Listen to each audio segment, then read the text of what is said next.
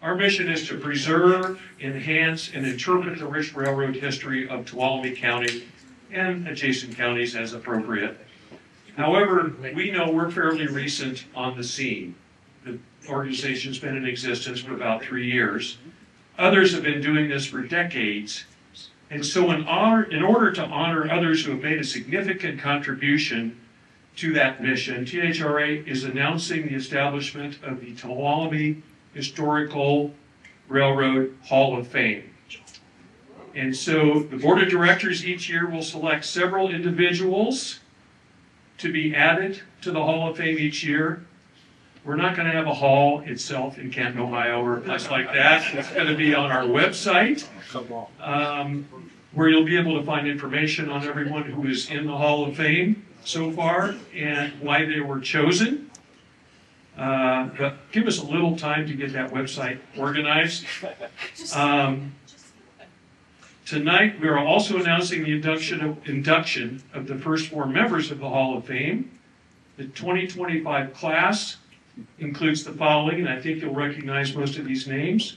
First, Dorothy Newell Dean, who's the author of the seminal book, Sierra Railroad, which was out in 1960, and I bet for a great many Sierra fans, that was what got them started. It was for me, I know. The second name is Al Rose, who is a longtime rock fan, and a prolific cartographer and photographer of the Sierra, as well as Yosemite Valley and lots of other railroads in this area. The third is Bob Brown, who is the editor of the Narrow Gauge and Short Line Gazette. He's been editing that magazine for 50 years and counting, and after having communicated with him recently, he's probably got 10 more years in him, I'm guessing. We invited Bob to join us here this evening. He really would have liked to have done that, but his physical mobility is such that he didn't think that was a smart thing to do. So we will deliver his award to him where he lives, down in the Bay Area. And the final member of the class of 2025 is our very own Dave Connery.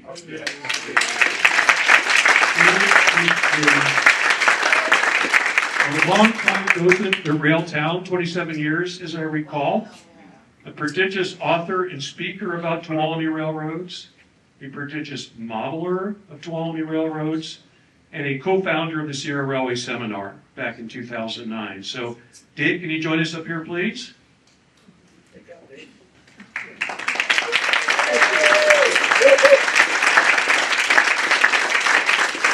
So we have a plaque for Dave, and we'll have one for Bob Brown as well, that just says, Historical Railroad Hall of Fame, Dave Connery, inducted 1925, and like with the Life Member Awards, this is genuine Tuolumne County Railroad hardware. Yeah. Congratulations, Dave.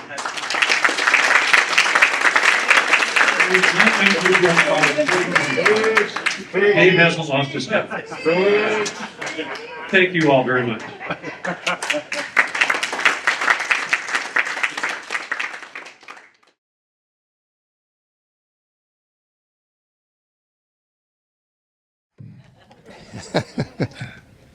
Well, here we are, good old Tuolumne. My dad spent a number of years, all right, I'll hold the microphone up. Spent a number of years growing up here in Tuolumne and Oakdale. His grandfather was James Burgess, was a conductor on the Sierra. He was either number 1 or number 2. Mose Baker was the other one, so either 1 or 2. But anyway, worked up here for years. He grew up seeing the mill and its operation, the abandoned locomotives that they used to sneak down on and ring the bell when the mill was shut down during the Depression, and they'd get run out by the guard. Damn kids. So anyway, in 1966, well, actually 65, with the last run in Pickering, when he ran the 8, and that was with Bill Scott. Garnet Dambacker was a conductor. Bill, of course, was the engineer. Slim Murray was fireman, and Tom Marshall was one of the brakemen. Yeah. So this is it. This is a film that was made for Pickering commercially by a company out of San Francisco. And this is the... I can get it. Did you get it? I already had it. Yeah. Uh-oh.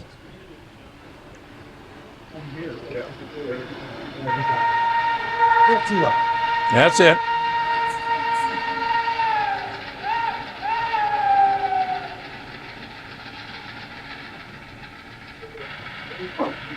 And this is coming up to the depot there.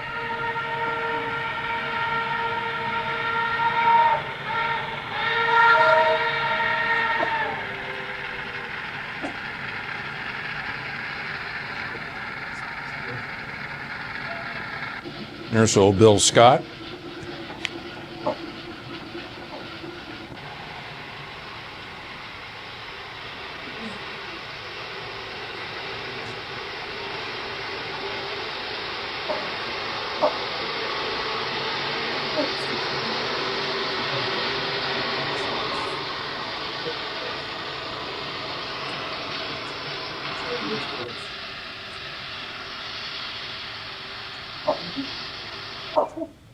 Engineer William Scott, how do you feel about this being your last run?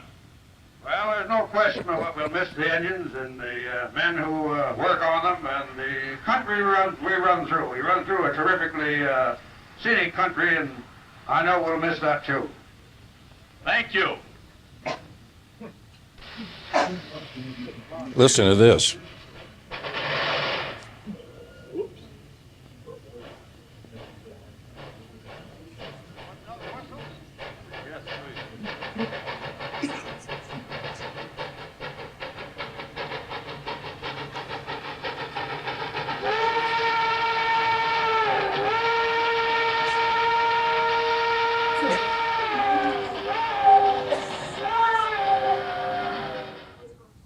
Anyway, unfortunately, that's all that's left of that film. It used to run about another 7 minutes.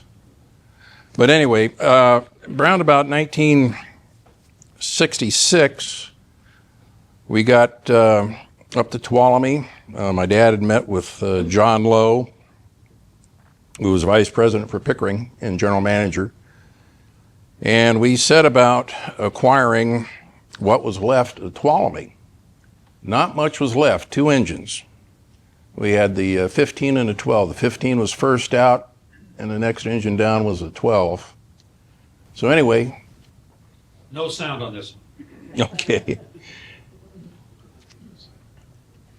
All right, everything had been shut down since '61, the strikes and everything else. So basically no maintenance at all.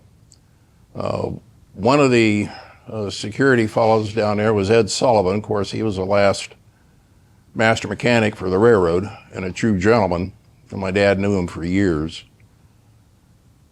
So anyway, yeah, the trees had grown, the blackberries had grown, the grass had grown. Some of the equipment had already been shipped out, as we well know. The only piece of operable equipment we had was the 8.5-ton Plymouth. So anyway, yeah, there's the cabooses, and there's one of the block cars, parts car. Yeah, you name it, it was there. And a lot of the structures were all knocked down. Let's see here. Yeah, now you're looking up towards the dispatcher's office. And this is now zooming down towards the old roundhouse, and to the right is what was left of the Woods warehouse. Yeah, it was a royal mess. So anyway, yeah, we decided, okay, let's see what we can get done here. And in a matter of time, we did have things cleaned up, and it took a lot of work. And see what was left in the buildings. Sometimes we found some pretty good stuff, and other times we found nothing but junk. And there we are, we're going down. Oh, no, hey, we're headed out towards the Tuolumne Highway crossing. but it was blocked because somebody had gone in and they'd opened up the bottom of the sand house and all the sand had come out. Beautiful Monterey sand. Anyway, there's the highway crossing. Now it's looking back towards the car shops. Yeah, let's see. Turnback Creek is on the other side there, to the right. Now, whose video is this, Frank? That's films that my second cousin shot, Jim Burgess. And that's looking towards the inside the car shop there. And he just shot this with his 8mm. And he gave me all these rolls one day and says, here you go. So we got them together, and Hunter Loesch helped get this stuff together. And then later we figured out, you know, how we were going to do this. And there's cat cars on the one side. Okay, here's the Plymouth. And let's see.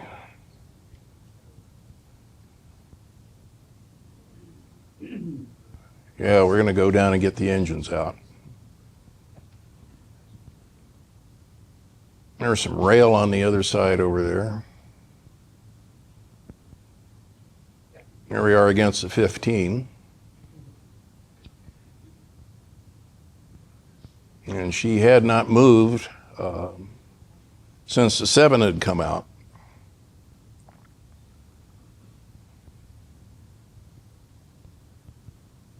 And if you notice, there's sand on the rail because we had to hand sand everything to make sure. Because the blackberries don't make for good traction.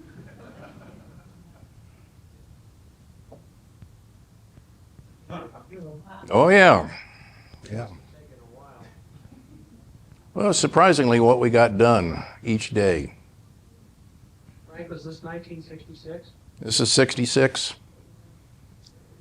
And there we go. We had a couple of staunch rail fans come in, thought they were going to keep us from operating. They stole all the brake valve handles, whistles, throttles, and firing valves. Yeah, nice people. We kept the engines outside and not inside because of all the arson. And that's looking up towards the highway. And then there's the other track going on up, which eventually we extended down to the old company offices. We were going to use the Sierra Depot, come in on the backside, but somebody decided to torch it. And there we are in 67. Let's see, I should check my dates here, make sure I get this correct. That's Ed Sullivan running the 15. That's the first time they had any engines steamed up since they shut down. Outside of the 14 going out. Who's that running? That's Ed Sullivan. I was firing for him that day. And that night we had to go up and get oil. Still had oil in the fuel tanks.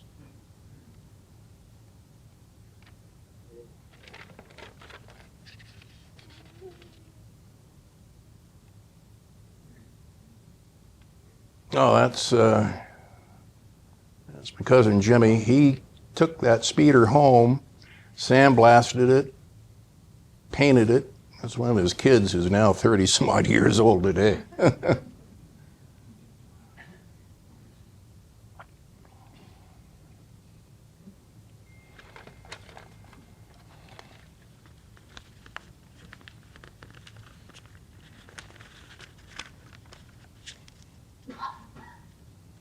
That was June of 68 when that happened.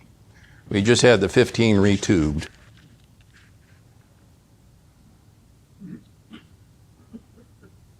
The reason we got the 15 going first is she was in the best shape, and she was easy engine to fire. That's Jimmy. We're getting the 12 ready to come up, and just been sitting there all those years, so it doesn't hurt to oil everything, believe me.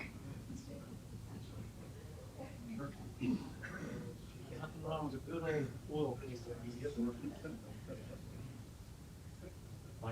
Go around in the morning and oil up a shay, take about 45 minutes. I'd go around when we were running, hit everything with valve oil, and then come back around again where we'd use valve oil, but then the other oil that you use, your plaque oil.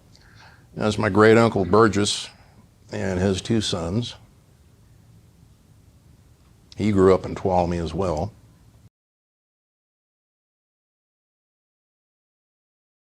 And that Plymouth was a workhorse. When we extended the railroad out to the river, we would use the Plymouth with 2 loads of steel and 2 idler cars, have all the crossings flagged at night, and away we'd go. Take our ties up as well. You know, choker cables come in very handy.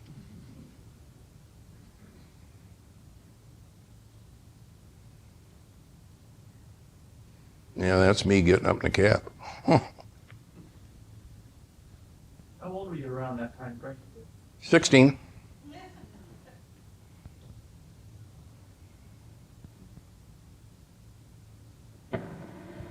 Oh, this is within the first week of operation.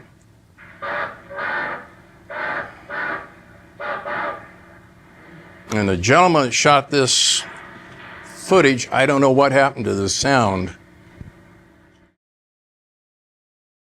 He didn't get it quite right.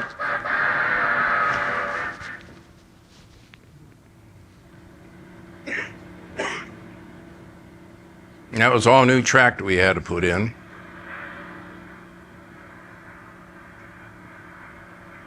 No, we didn't get the hood back on the over the engine at that time. A couple of days later we did. And they were coming into the back side of the general offices. And we went to nothing. There we are.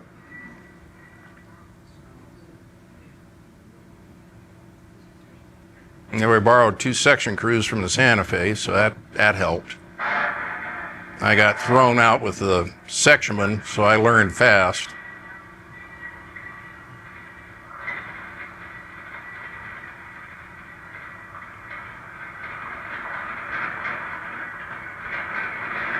So when we first started out, we'd leave the depot, come on down past the dispatcher's office and on down towards Log Pond, stop, then go on up towards the highway, and then we'd come back and back up by the dispatcher's office and back up to the main office. That was it. So then things progressed and we opened up. We got the track taken care of all the way up to Cherokee Road, and then later Cherokee up to the Flume at Friedenberg. And then in 70-71, we continued the track back to Rock Cut, cleared the cutout, and then we went all the way to River Bridge.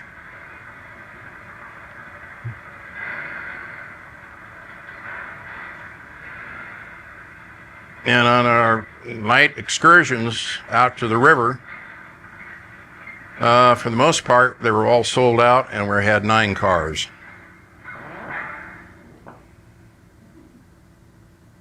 Or we'd run 2 trains that night with both engines.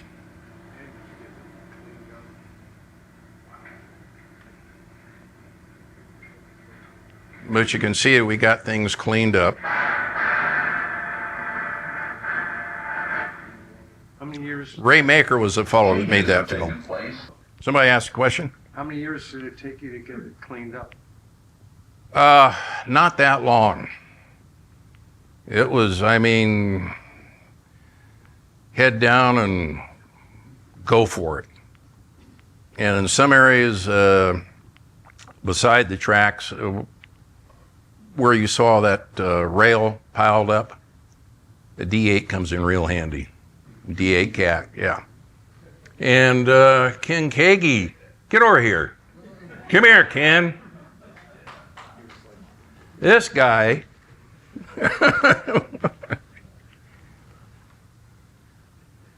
You know, it's been about 50 some years. Yeah. Yeah. Ken come up, talked to my dad, and he's watched my dad run the cat. He says, I do a better job than you. Yeah, you got up there and away you went. He told me, he says, I'll teach you to run the steam engine. You teach me how to run this cat.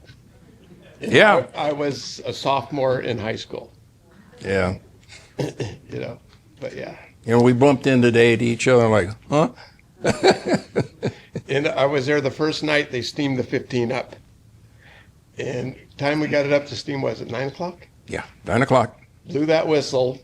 The whole town of Tuolumne, the lights started coming on. Cars started coming into town. I mean, to the gates to look to see what was going on over there at the mill, because they had no clue. Yeah, they had no clue. Yeah, pretty impressive. Yeah. And then we got the donkey engine. It was licensed. It was the one that was up at Camp 45. Alex Ness ran it up there. We had the mill whistle. Now then, since 1960, that whistle had not sounded.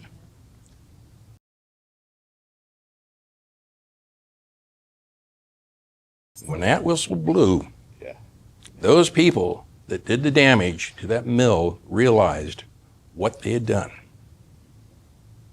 There were 36 known arsonists on the FBI records, and there was about 12 that lived within the Tuolumne area. Yeah. And that's, They were all set fires. yeah, they were all set fires. Thanks, Ken.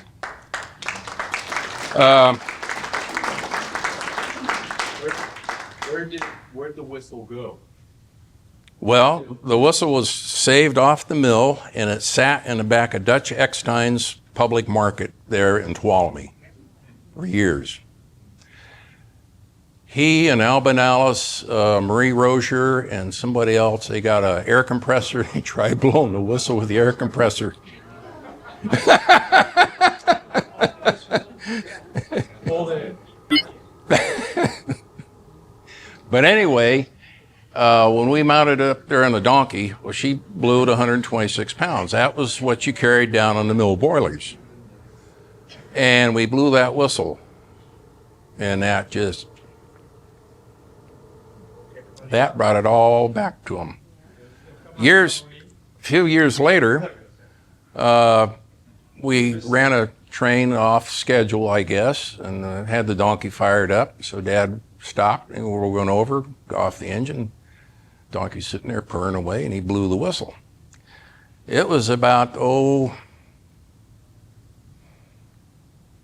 12:20 in the afternoon. Joe Speaker's sitting at home.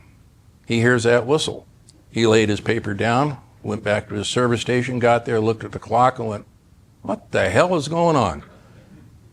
He goes down to the station, tells my mom, next time Francis blows that whistle, make sure he does it right. Because him and everybody else in towns used to be your natural alarm clock. The whistle goes off, you go to work or you go to lunch, yeah, you know. Now, Joe had fired, and one night he comes up, and we were up there, and he says, I'll put the injector on. I go, huh? He says, I used to fire. So he goes over and he puts the injector on and says, you want to fire? So he fired a couple of trips, just for the heck of it, you know.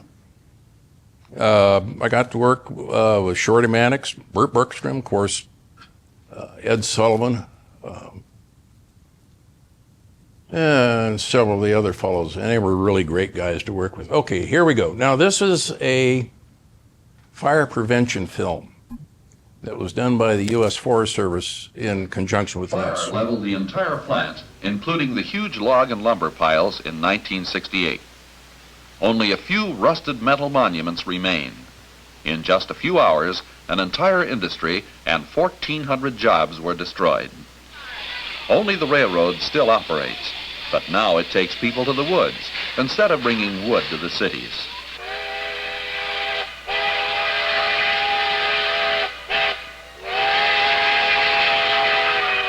Fire is still a constant worry, particularly in our mountain grasslands and forests, which must face this danger every summer day.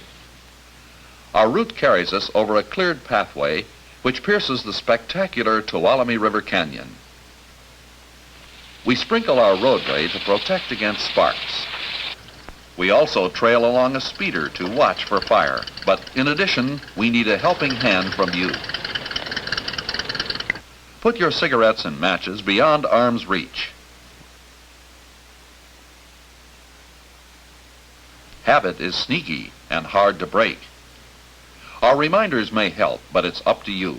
Should a fellow passenger start to light up, please remind him. Remember, wherever you can smoke, a little carelessness can go a long way. Your forest needs every good break it can get. Play safe. We're depending on you. Yeah, that was in conjunction with U.S. Forest Service and CAL FIRE, known as the Division of Forestry in those days. And the reason was because we go out into forest lands. So, and we had good cooperation with them and everything else. Now then, these next films here were done by Bobby Spinetto. I don't know if anybody ever heard or who he was. He was a train master on the west side. And he was the last train master, and he went out with the last trip on the 14 as well. Bobby was a gentleman, and he took his camera out with him, and luckily, this is what we got. So you're going to see snow plowing. You're going to see both plows in service at different times. The old plow, which had been replaced with a heavier plow with a special steel blade, which was armor plate, which had to be authorized by the United States government, because you cannot go out and buy armor plate. That plate was accompanied by a federal agent, and when it got to Stockton, it was rolled to the proper specifications and still accompanied all the way to Tuolumne when they finally saw it being installed on the plow. But anyway, a little background on my dad. He fired on the WP, and then World War II, he went in the Merchant Marine, was a licensed engineer, sailed all over the Pacific, went to some really unfriendly areas, and came back to work. He looked at the WP seniority boards there at Oakland, and he said, nah, this isn't going to work. Went over to the SP, and they said, no, but Santa Fe's hiring. Went to Santa Fe, they said, well, we're not hiring here at Riverbank, or at Richmond, but go to Riverbank. So he hired out at Riverbank, and then within about 2 weeks, he was back in Richmond. And then finally we were down in Fresno, and then Dad retired in '86, and the railroads were still providing crews for passenger service on Amtrak, so he got to retire off a passenger.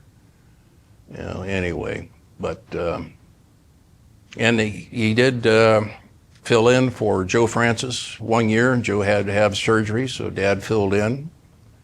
And another little deal about the Sierra, when they had the derailment with the 28, that was my first train wreck. I was on the train. I was there in the vestibule with a brakeman by the name of Joe Moyer, and we go around the curve there at Jamestown, and all of a sudden the tender lifted up and the engine buckled, and Joe Francis went out the window, and Buckley, he went out the gangway, and there she sat on the ground. I mean, really on the ground. You know, it's a good thing she didn't turn over. And then I had 35, about 36 years railroading. So anyway, not counting stuff up in Tuolumne. Alrighty. Yeah, here we are. And you'll notice fellows riding up there on top of the plow. That way, if they saw anything abnormal coming up beside snow, they give a stop signal. And that's Ed Sullivan running the 2. And I think that's the 7 behind her. Frank, did you say when this was shot? In the 1940s. And notice the snowpack.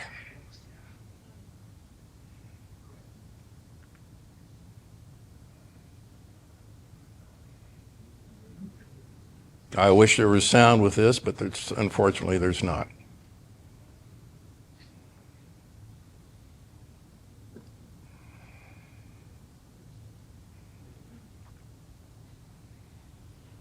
Now the west side would open up earlier than the Pickering, and they would run later in the year than Pickering.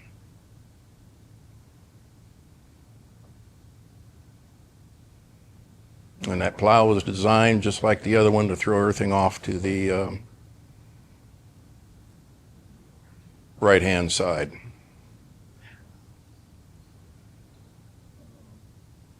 There you go. Who needs a rotary? You got shade. Would this be above Camp 24 or below? That'd be below Camp 24. Snow. Oh, yeah. Yeah. And I believe we get up to Hole Creek and then Clavey.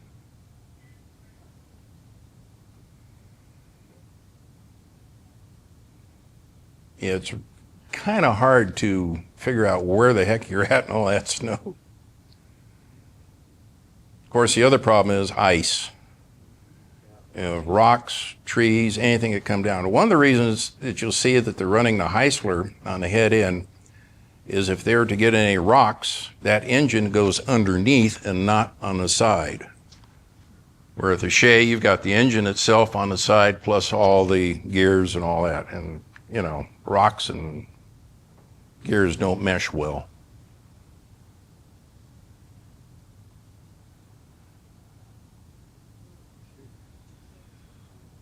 Yeah, back up and take another run at it. That's one thing you can do with a blade plow that you cannot do with a rotary. You can't ram a rotary into the snow. You have to be steady, continuous.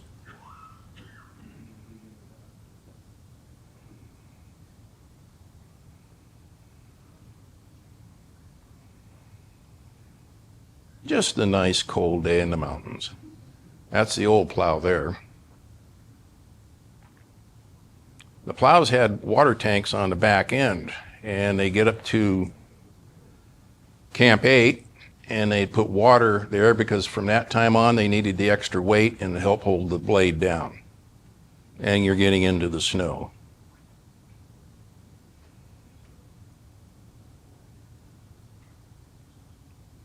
This is Camp Clavey. And please note, you don't see any high reflective vests, jackets, hats. I don't see anybody carrying around a G-Corps rule book, you know. But you probably had some kind of shades on, sunglasses. Oh yeah, you see some, yeah, oh yeah. But I mean, you know, everybody's working. They're going to be well fed. There's the Clavey Bridge.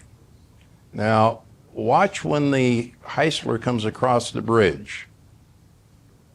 There again, that's the old plow. And the old one ended up at Camp 45, if I remember correctly. We'll get to the, yep, Clavey River.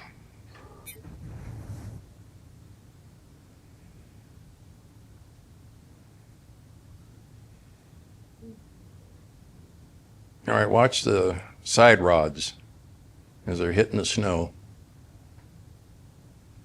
I don't know if you can see it or not. Yeah, they're kicking the snow off as they come around, yeah.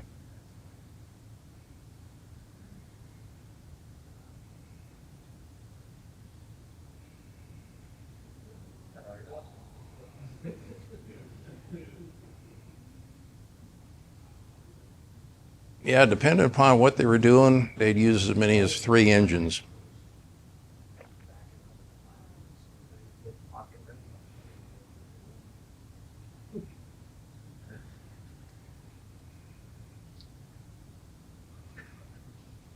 So would they do anything like go ahead and make sure the bridges are ready to hold that weight? I mean, did they do? Well, the bridges, yeah, the thing is, everything was well maintained. Yeah, they go in, they take a look at them. Yeah. No, they wouldn't just run them out blind.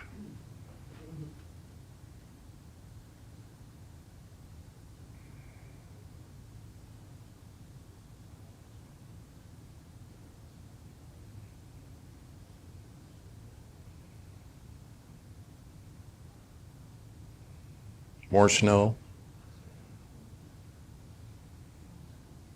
And this is up, as best I can figure, this is quite a ways up above Clavey. This might be up towards Niagara. Unfortunately, Bobby never left any notes. But fortunately, he took the film and we got the film.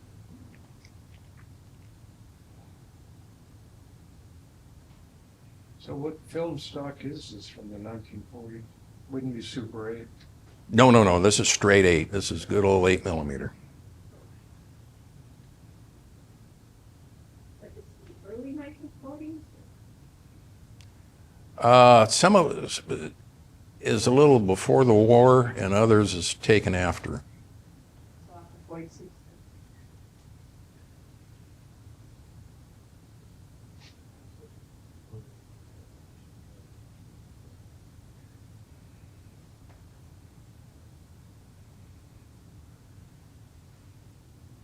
And you usually take them a good week, maybe a little bit longer, clear everything out. And sometimes you'd get more snow.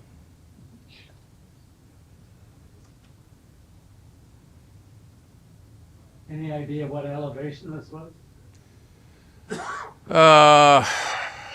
Over 5. Haven't really given that much thought.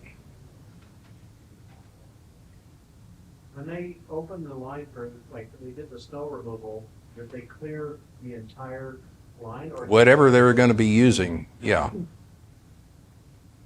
Yeah, because they wanted to get everything in, you know. If they had any culverts to work on, any low spots. Now here they are, just one engine working.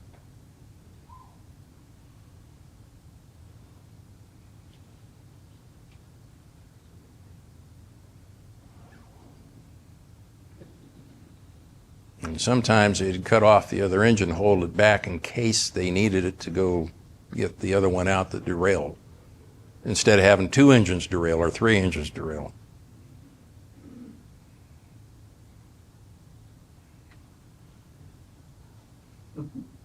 I've had people tell me, "Oh, you work on a narrow gauge railroad. Oh, it's baby railroad. It can't hurt you." I said, "No, they'll kill you just as dead as standard gauge. Let there be no doubt about it." How's that?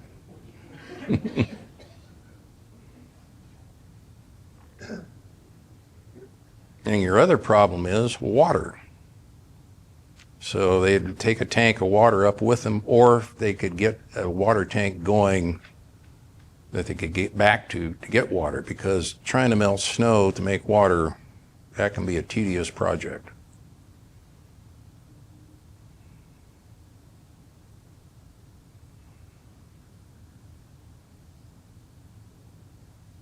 If we had a few seasons of this up in our mountains, that'd really be great. But this is something that a lot of people have no idea, never seen, and this used to be taken for granted. There's the engine getting a snow bath. There you go. Now, the fuel oil that the west side burnt was referred to as Bunker B, and that's a very high generating BTU fuel, and it will flow up to 20 below zero. Whereas Bunker C, like Pickering used, that stuff will just congeal. And you have to heat it with a steam hose.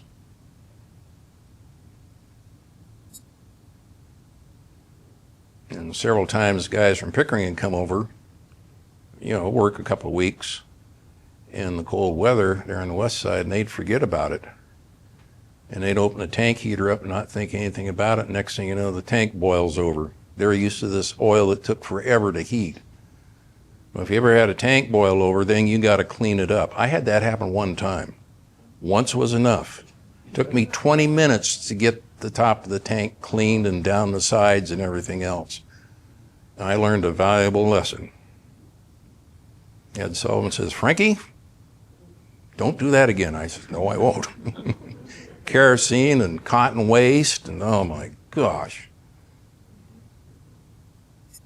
But he did remark the tank looked nice and black after I got it all cleaned up. Now that's a view you don't normally see.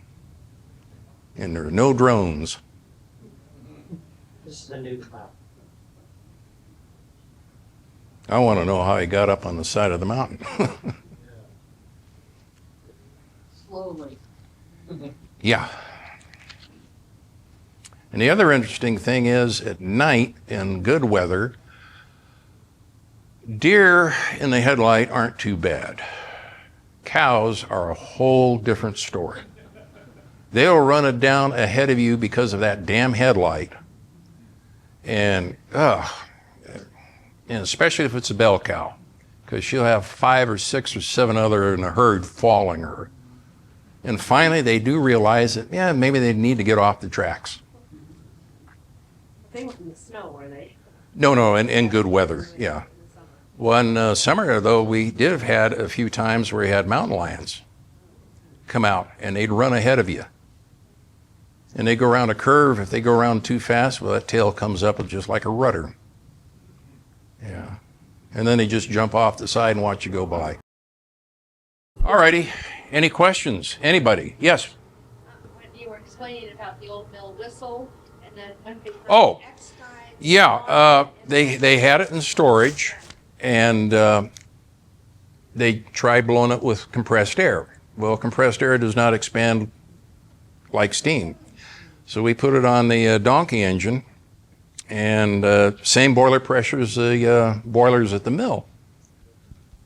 Blew that evening, and again, the whole town came down. They had not heard it. Now, my dad told the story that in 37, when the mill fired back up again after the Depression, when that whistle was blown, it was like, we're back to work. You know, everything had been idle all those years. And from 37 up until 61, the mill was working. But it still exists then. It's in the Tuolumne City Museum. Oh, it is? Yeah. Now, we did have it one day, we blew the whistle, and one of the bells shot off like a mortar shell, you know, boing! So we... wrote a poem called The Old Mill Whistle Still Blows On, and so I had to know if it was still around. Oh yeah, it's still there. Yeah, we had Boilermakers come up and reattached it, made sure that didn't happen. That donkey engine had sat out of service since it was last used at Camp 45, and anyway, it had basically what you call a marine throttle. It had a rotary throttle, nice Willamette, and she should have run. We oiled everything up, had a lubricator on it, the whole 9 yards. I'm like, what the heck? At 126 pounds, the safety's lifted, and Dad had the throttle open, and all of a sudden, she went, whoosh, she started working. But out of each exhaust stack came about an 8-foot, 9-foot blast of roasted acorns. Between the woodpeckers and the blue jays, all those years she'd sat, nobody put any cans over the exhaust stacks. Once that happened, and that Willamette just purred. So we were running a couple of night trains, special excursions and all this stuff. So a friend of ours, Brian Lynch, Bud Lynch, came over, and he and his dad had worked for Caldor years before. Bud had run a yarder there in the mill, so he knew everything to do with a donkey. So as they come by, well, he'd set the brake on it and work it against it. So you hear it. Otherwise, they just purr. You know, just chuff, chuff, chuff, chuff, chuff. This, with the brake set on it and he's working it, then it really sounded. Just like a steam wrecker. When they start picking up, they'll brrr. But if they've got a real heavy load and they really got to take their time with it, you will hear a steam wrecker working. But otherwise, they're set up, you know, to get the job done efficiently and not make a bunch of racket. So anyway. We'll take a break and have the raffles, and if you have more questions, you want to sit and talk with Frank, he'll be more than happy to do so. So let's go ahead and get the raffles done. Thank you. You want this? Thank you. I go. Please go with that.